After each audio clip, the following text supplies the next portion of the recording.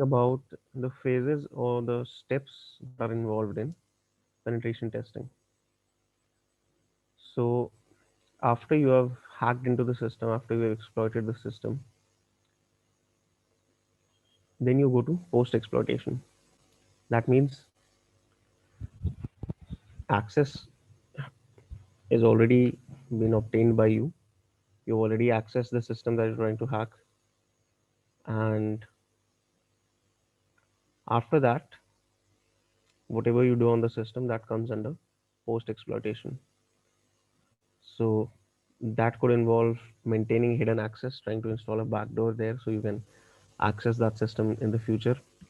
Using compromised system to leverage others. That means if you hack one system and it's part of a network where there are other machines as well, you can use the information that you used on the first device to hack the other systems as well. Then you would try to cover your footprint or try to cover your tracks, you know, delete any evidence that you were ever present on the system so that the person on the other end is not able to figure it out. And since we're talking about penetration testing, we're trying to, like, we're not hackers, we are ethical hackers. We're trying to do penetration testing. That means we're trying to hack into a system in order to find out how to better secure it. So when you complete your testing process, you'll have to prepare a report. Now, in order to make that report, you need to have some evidence, or that would mostly be in the form of screenshots that you can take during your process. So you can include that as part of your report and document your process. Again, that would simply mean that at the end you create a report.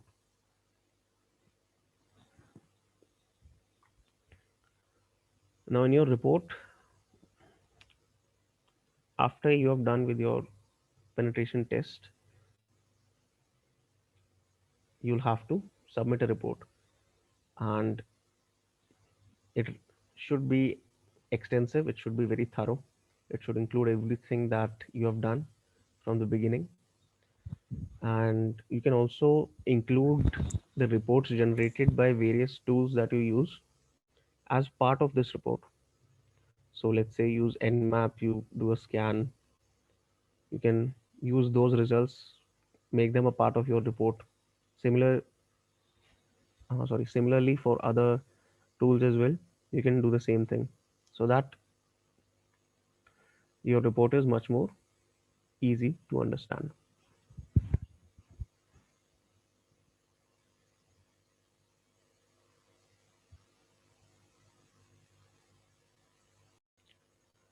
Now, in your report, what else do you have to include? Proof of access. So this is the evidence that you capture, the screenshots that you get throughout your process. Include a list of fixes. So whatever vulnerabilities you found in the system, you need to include how to fix them as well, how to remedy the situation. Provide techniques to avoid further access. So that is basically one and the same thing, both points.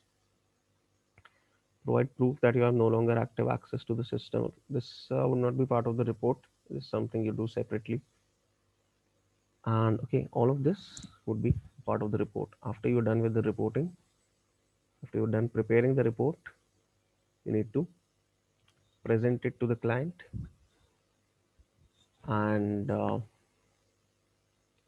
if required, you can offer help with patching vulnerabilities or employee trainings, policy management, those kind of things.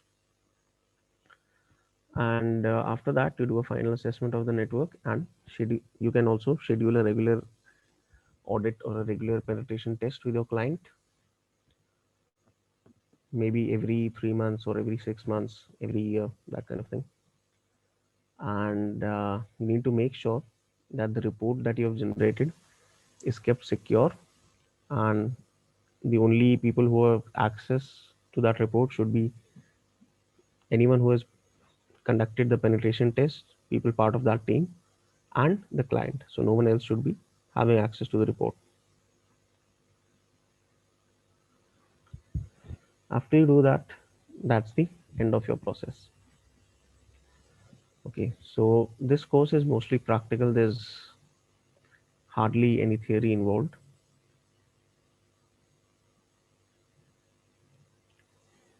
And from this point onwards, I'll be shifting to the practical stuff. So I'm assuming you all are familiar with Linux, either Kali or Parrot or whatever distribution you want to use.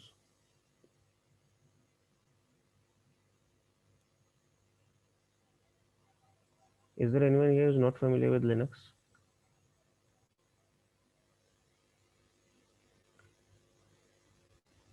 No? Okay. So what we'll be doing is that for this course, there's a link for this machine, and basically where that link will take you is to this website. Okay, so you'll come here. This is basic pen testing, and the website that we are getting it from is known as vulnhub.com. So there are a lot of vulnerable machines that you can download from here and practice on your system. We of course won't be going through all of them, but the one that we're using first is basic pen testing. So it's an OVA file which you need to download onto your system. Okay, you can use either of these links. So this is what we are going to begin with. The way to use this is download the OVA file, and whatever virtualization software you want to use, VirtualBox or VMware, open it with that and it will set up a virtual machine on your system. Once that is done, then you can start working with it.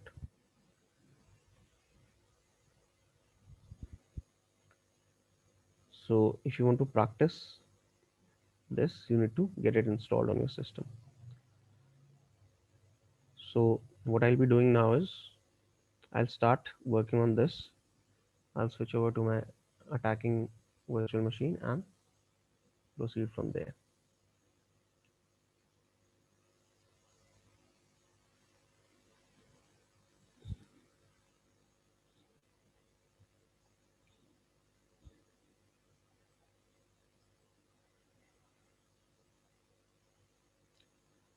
Okay, so here I have Parrot OS set up in a virtual machine, and I'll be using this as my main Linux system.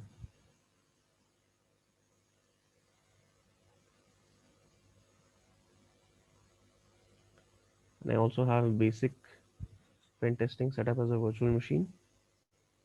So I'll just let it boot up. I'll show you the screen that you should get if it is working properly, and then I'll start.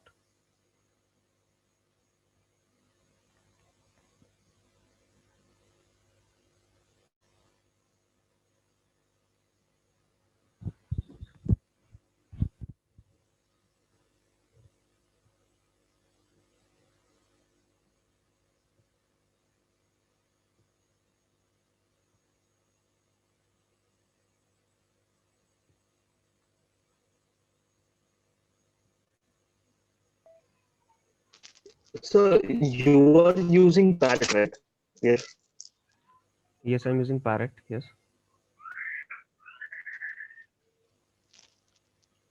You So can use actually, I have Kali never or used Parrot. Parrot, so I just wanted to know, does Parrot either of them? You can use either But does Kali it or Parrot. Parrot has more advanced feature or something like that, or more tool bin? There's slightly more tools, but it's Okay, basically the same it thing. doesn't make any difference, right? Yeah, it's just my preference that I'm using this. You can use Kali as well Okay. because I like the interface for Parrot Okay. more than that for Kali. But they're both Debian based, so they both work in the same way. and the, all the tools that you need are present on both the systems. Okay. Okay. Now for that basic pen testing one that I talked about, when you boot that up, okay, as a virtual machine, you should see this screen. Okay, this is a login screen now. Of course, we don't have any credentials here, and that is as far as we are going to go for this. If you are seeing this screen on the basic PT system, that means it is working correctly. So now we are not going to do anything else on this system. We are going to try and attack it from our attacking system. So I'm going to stop sharing here, switch over to that one.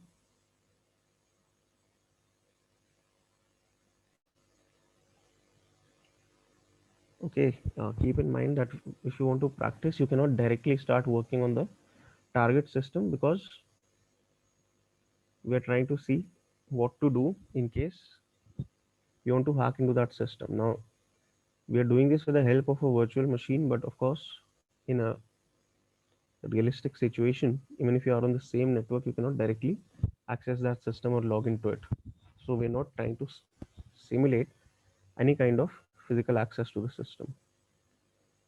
So, okay, now I'll switch back to my attacking system. Now, both these machines are on the same network. So, in order to begin my attack, what is the first thing that I need to find out about that system, about my target system? I need the IP address, because okay, if I don't have that, I cannot do anything else.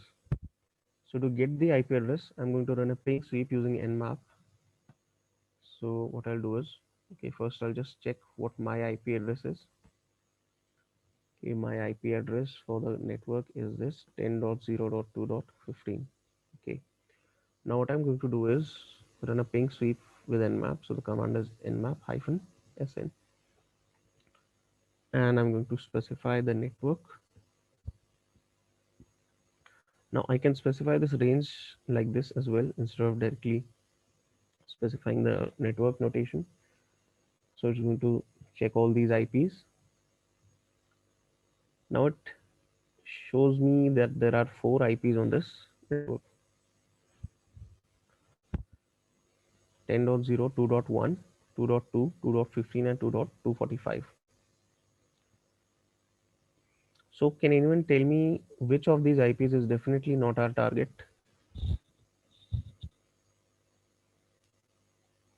Like, which of them can I rule out? First one, 2.1. 2.1. Okay. And why is that? Like, you are right, that is 2.1 I can rule out, but why?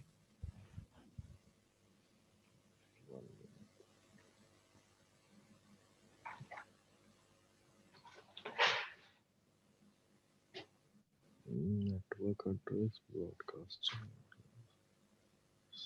Because the first address in a network is used for the gateway. Okay. Okay, so 2.1 is going to be for the gateway. If I remove this, I am left with 3 IPs. Now, again, I know that this one is my own IP, so I'm not going to consider that as a potential target, because I already know what device it belongs to. So now I have 2 other IPs, 2.2 and 2.245. Let me run a quick nmap scan along with the operating system detection.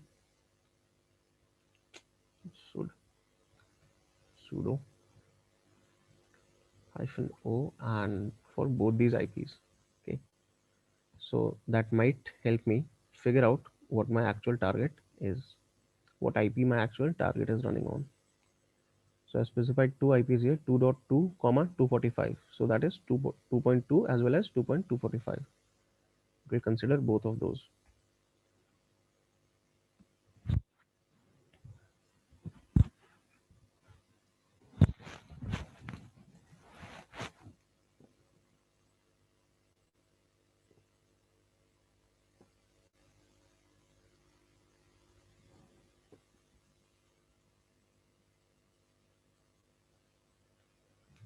Okay, so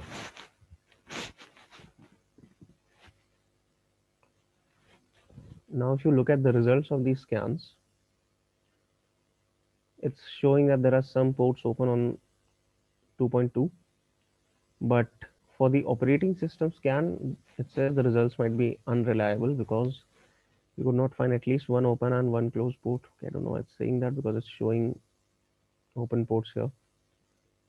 Sometimes, okay, it might interpret results incorrectly. That happens rarely. But for operating system scans, it's not able to tell us what it is running.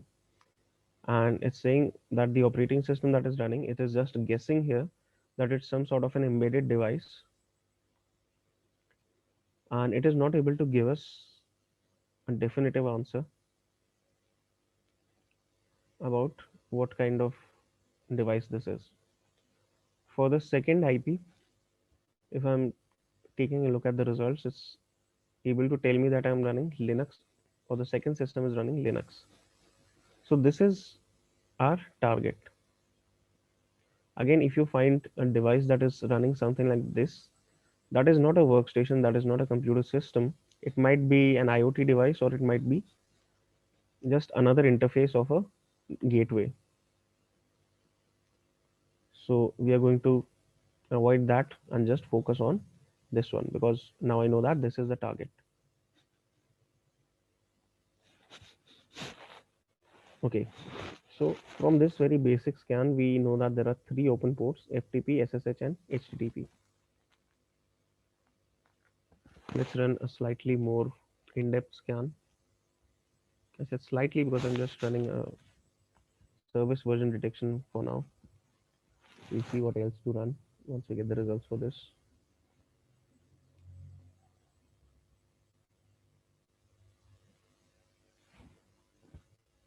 Okay, so it's showing us that there are three ports open, and service version detection is telling us that the FTP service is Pro FTPD 1.3.3. Okay, SSH is Open SSH 7.2. HTTP is Apache HTTP 2.4.18.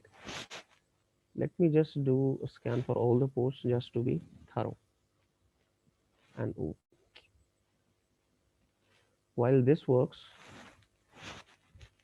I'll just go over to the next terminal and open up Metasploit here. Now, as a penetration tester, Metasploit is a tool that is, that's quite useful, and it comes in handy in a lot of situations. But for this course, I will not be using Metasploit apart from today's session, because since Metasploit automates a lot of things for us, it handles a lot of stuff automatically. When you're learning, it is advisable to avoid Metasploit and look for other ways to hack the system. But of course, you should also be knowing how to use Metasploit. So we'll go through that here. Now, okay, so these results are also back for the all ports scan that we ran, and it is showing us that again only three ports are open, everything else is closed. Okay, let me try to run an aggressive scan. Okay, can anyone tell me what an aggressive scan includes?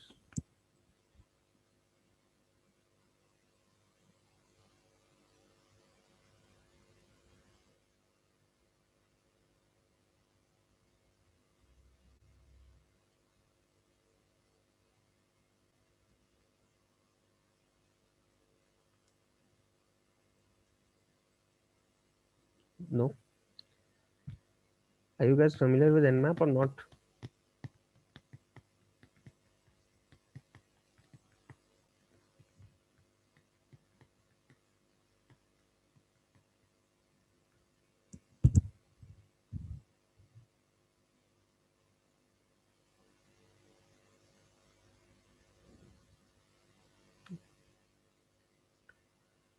Okay, so an aggressive scan tells me the service versions, the operating system, and it runs scripts along with traceroute. Now, traceroute is not really relevant to us here because we're on the same network. Actually, it's on the same device. We are just two virtual machines on my system. So even the script scan here is not useful. Maybe I can use a vulnerability scan here.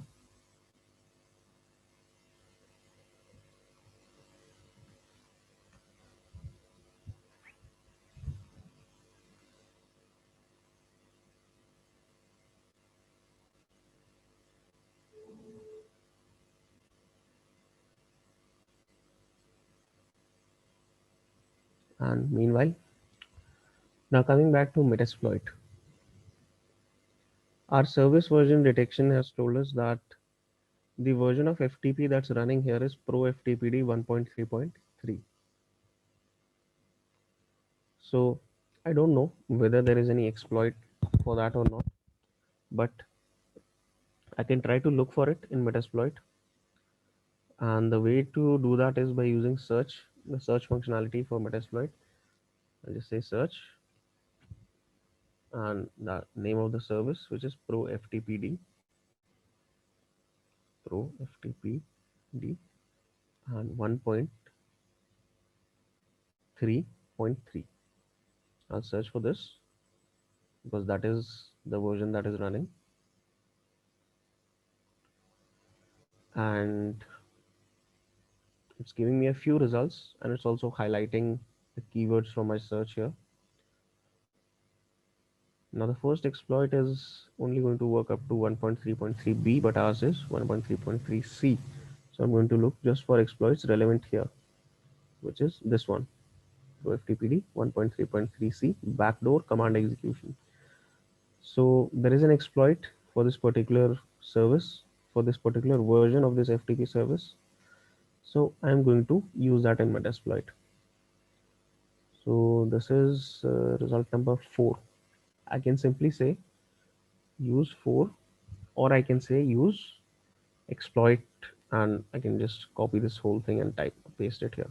They've also given it an example. For example, you can say use 8 or use exploit Windows browser. So whatever exploit you want, if you have performed a search and it's part of a search result, you can either use the result number or you can type the entire thing. That's up to you. So if I say use 4, it's going to select that exploit, and now you can see that this has been selected. Now what I need to do is I need to see the options that I need to configure for this exploit. So there are two options: rhost, which is the IP for the target host, and rport is the target port number. So FTP runs by default on port 21, and that's why this is already preset for us. And even in our case, FTP is running on port 21, so we don't need to change this value, but I need to provide a value for our hosts. So I'm going to do that. Set our host to 10.0.2.245, which is the target IP. Now, if I just run this by setting just this one option, it will not going to work because I have not configured a payload here. A payload is a part of the code that works. So once we have after you have exploited the system, so payload is something that tells this target system what to do after you have exploited the vulnerability. Now, what I'm trying to do here is I want to get a shell. I want to get a terminal on the target system. That is always going to be your priority. So you're always going to try and gain shell access on your target device. So I need to use a payload which would allow me to get a shell on the system. So I can simply say show payloads to see what kind of payloads are available to me for this particular exploit. So every exploit will be compatible with different payloads, and to see the payloads that are compatible for that particular exploit, you say show payloads. So again, we have about 8 payloads here, and you have the name and the description. So what we need is a simple reverse shell. So I'm just going to use this CMD Unix reverse. payload cmd unix reverse.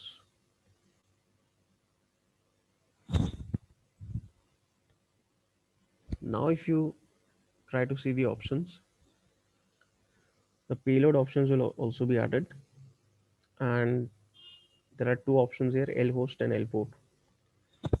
Since I'm trying to get a reverse shell, I need to configure the payload in such a way so that it knows the IP to connect back to. So I need to give my IP. Set lhost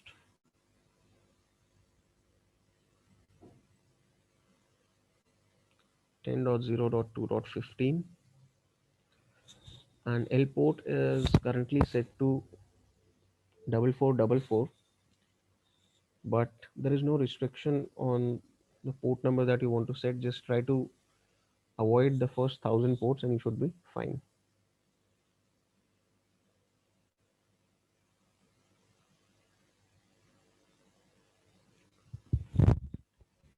So if I want, I can just let it stay at 4444. I don't need to exactly change this because it's not going to help me in any way. It basically is not going to make a difference what port I use. So I'm just going to let it be. Options once again, and all four options that are required are set. So now I can simply try to run this exploit.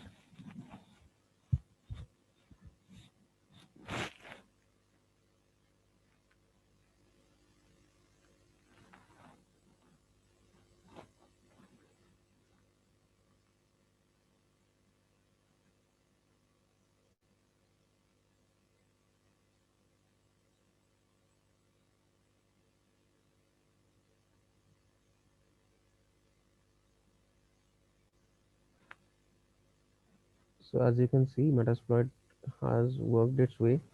It has run the exploit, okay, and even it's given sort of a step-by-step description of what it's doing.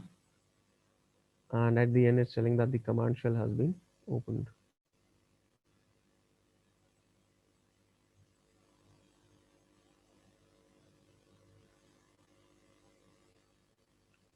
So now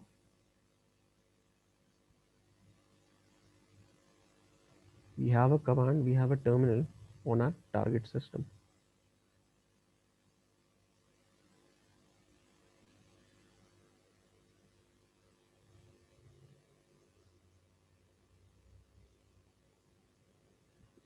So I can do whatever I want. I can run whatever commands I want on that system. So the first thing you usually do when you hack into a system is check the ID. ID as in the user ID that you have for that particular shell. So when I check the root user ID, it's telling me that the user ID is 0 for root. Okay, so I now have root access on my target system. You can also confirm using who am I. I'm root on that system and I can do whatever I want. So with Metasploit, this is kind of the shortcut way of hacking onto this target system. Like I said, without Metasploit, if you would try, there is a separate way of doing this. But this is the shortcut. So you have root access. Once you have root access on your target, you can do whatever you want there. There is no restriction to what you can do. So with root access, again, you have complete control over a system. Root access in Linux, if you remember, is the equivalent of administrator access on Windows. So if your target is a Linux system, you would try to get root access. And if your target is a Windows system, you would try to get administrator access on that system. So since this is Linux, root access is important here. With root, you can do whatever you want here. Now this system is not really created as a proper CTF, so there are no flags here. So after you get root, nothing else to do. I'm just going to get out of this session. So this is one way to hack this system using Metasploit. Any questions so far?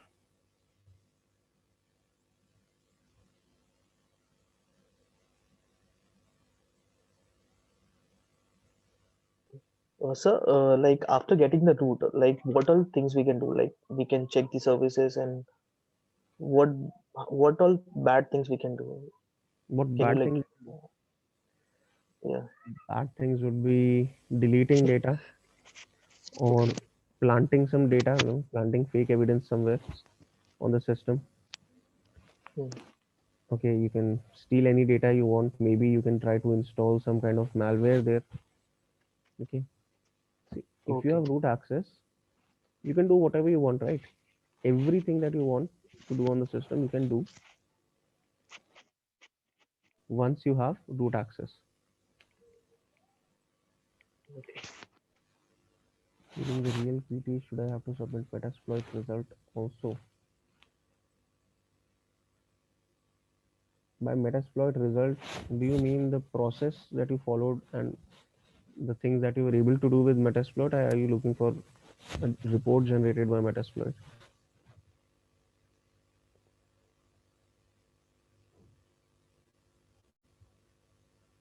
If you see, the thing is, during your report, okay, when you're reporting it, if you have found a way to exploit a system using Metasploit like we've done here, then you would include that as part of your report as well.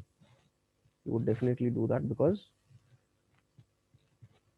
like I mentioned, your report should include everything that you find.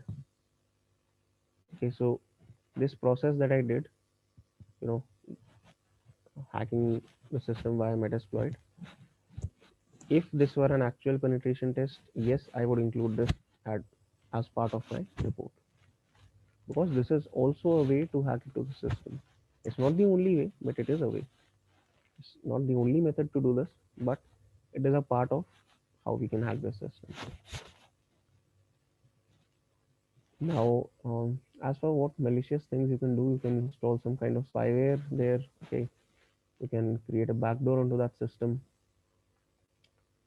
You can do lots of things basically. I mean, you have full control. You decide what you want to do.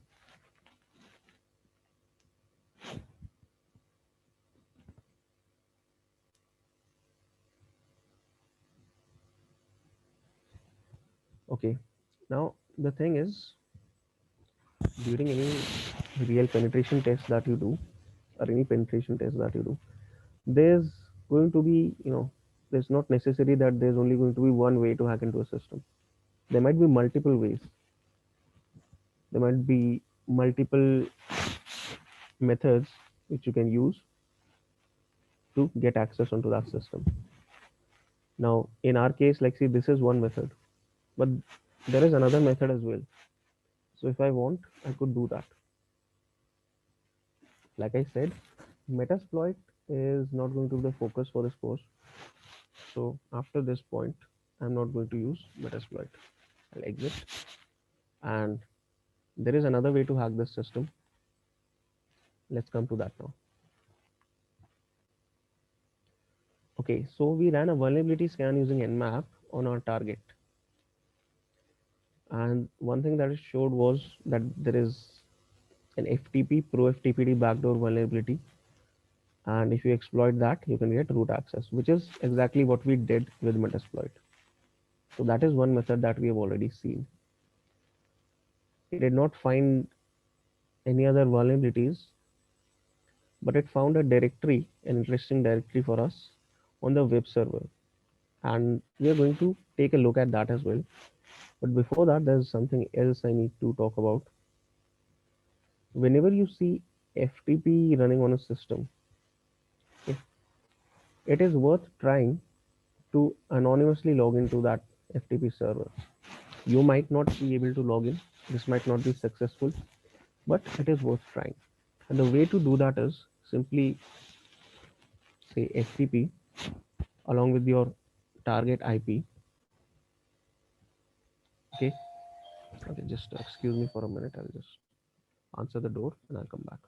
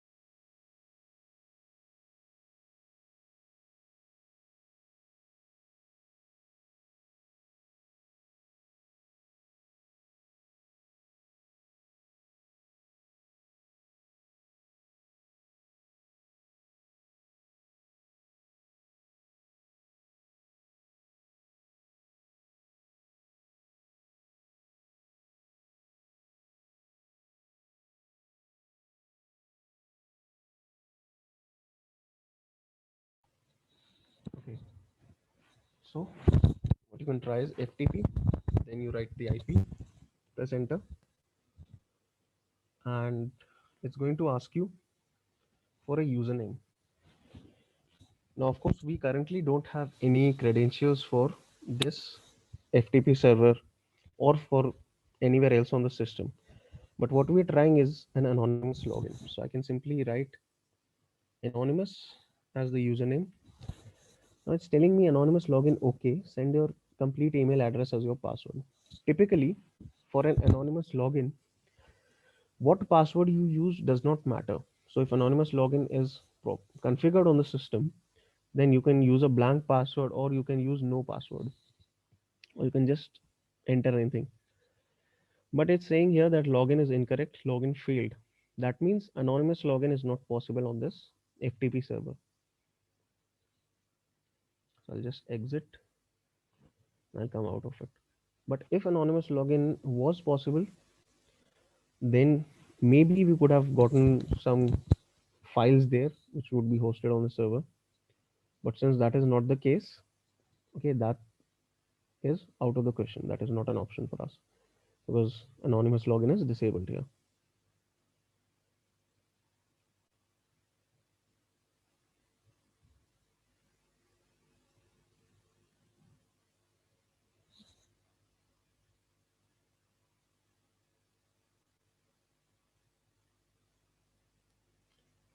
Okay, so that is just something that I wanted to mention with regards to FTP.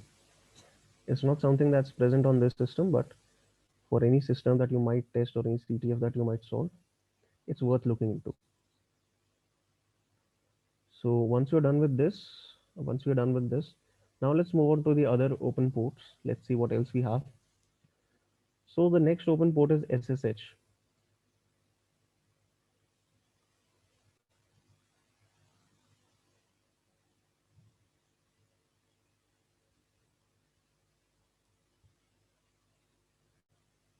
Now, what is SSH used for?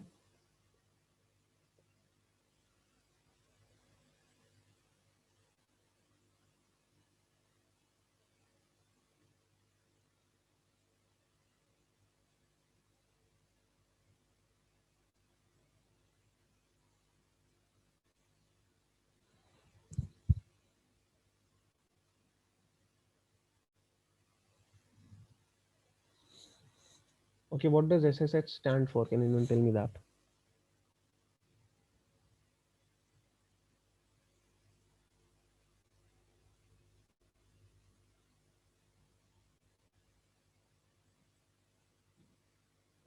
No.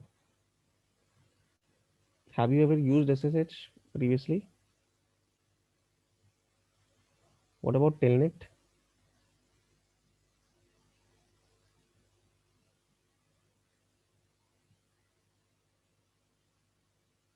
Okay. So see, SSH stands for Secure Shell, and it's just you could say an encrypted version of Telnet.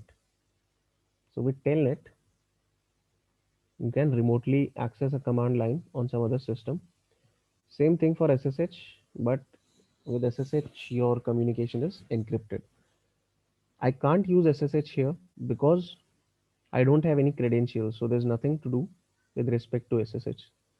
But I have HTTP, which means there is a web server running, so I can open my browser and try to see what kind of websites or what kind of stuff is present on the server.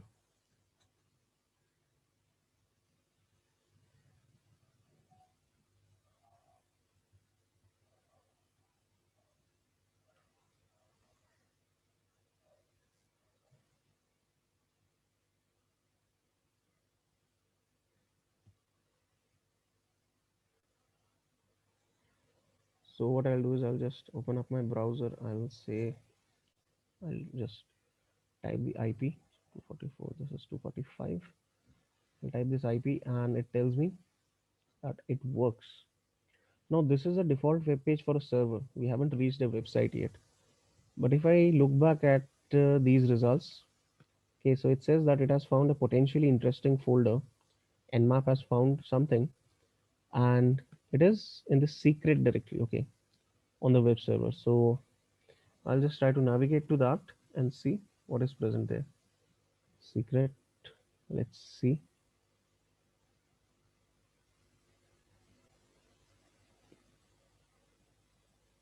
Okay, so this does look like a website, but the formatting here is very improper. Can anyone figure out what the error is or why this is happening? See, even if I click a link here, it tells me that we are having trouble finding that site. It's not able to move any forward. Like it's not able to move forward. It's not able to proceed any further. So can anyone tell why that is happening here?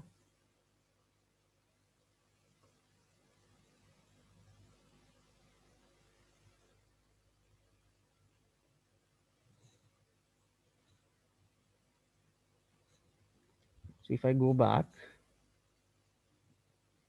if I click on this,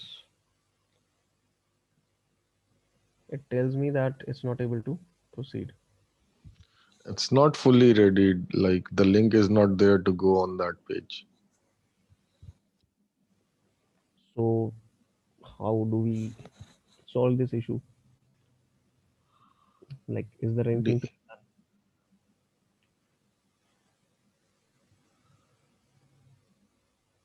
DNS issue? Faisal is saying, okay, that is correct. If you notice the URL, currently it is 10.0.2.245/secret. When I click here, it tries to go to different address. Okay, notice that. Notice how the URL has changed now. It tries to go to something known as VTC-sec. Now the thing is, with VTC-sec,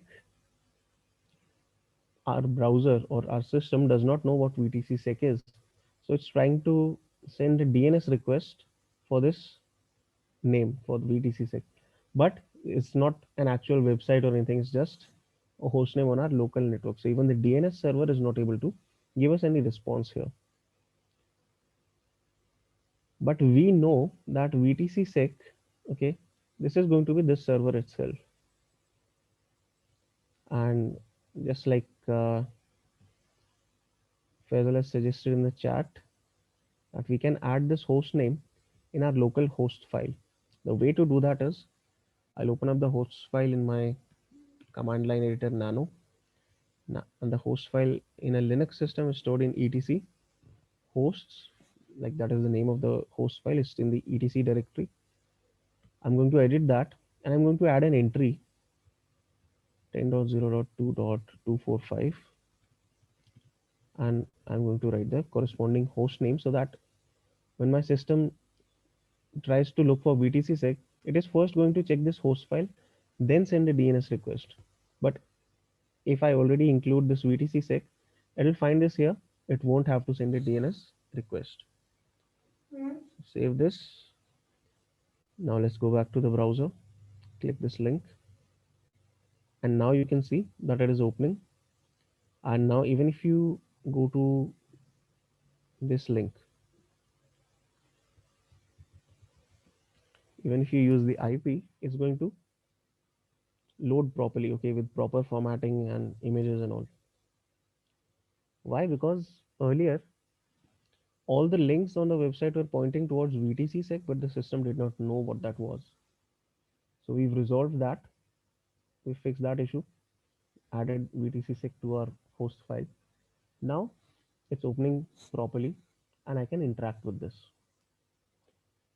So this is a WordPress website.